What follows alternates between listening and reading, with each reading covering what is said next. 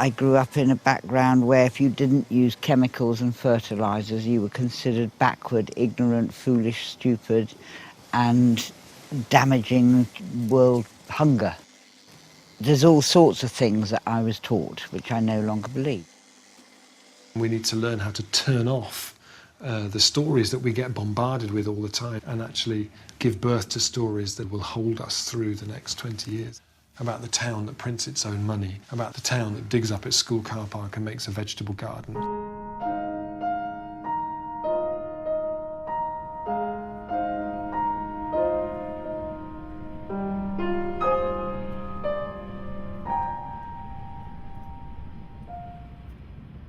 Le système de la Révolution verte aboutit à la famine. Nous ne sommes plus capables, par le système actuel d'engrais et de pesticides, de nourrir les hommes.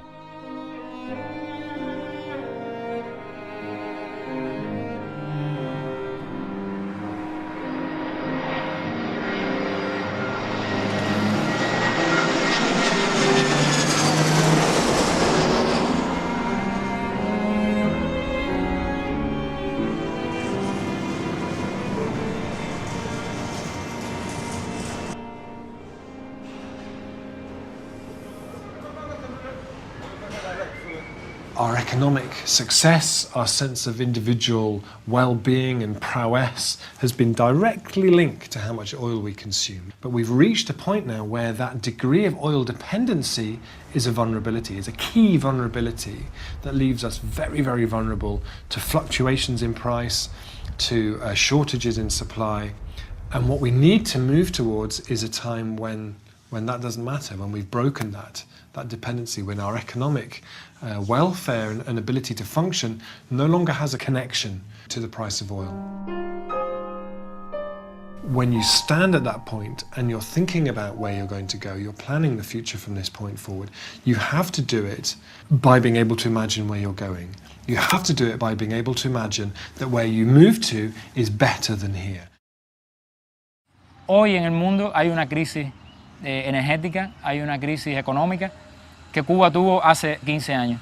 Cuba tiene un modelo de agricultura postindustrial que puede ser el modelo de agricultura para otros países desarrollados del mundo.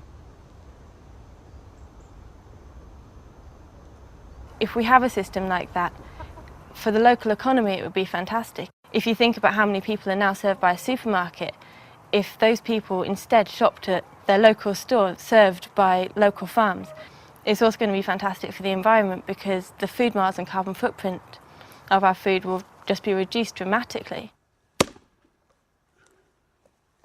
Clearly, when you scale things up, it's easier to get things wrong and to make bigger mistakes. Permaculture is start small with yourself and make small mistakes, learn from them, and then move on. A raíz de la crisis, después del derrumbe del campo socialista, nuestro país se vio muy afectado económicamente y fue una alternativa para hacer con pequeños recursos, con cosas prácticamente manual, con mínimo de condiciones, se es capaz de llegar hasta 20 kilogramos por metro cuadrado en hortalizas. Los seres humanos estamos preparados para ver las cosas por separado.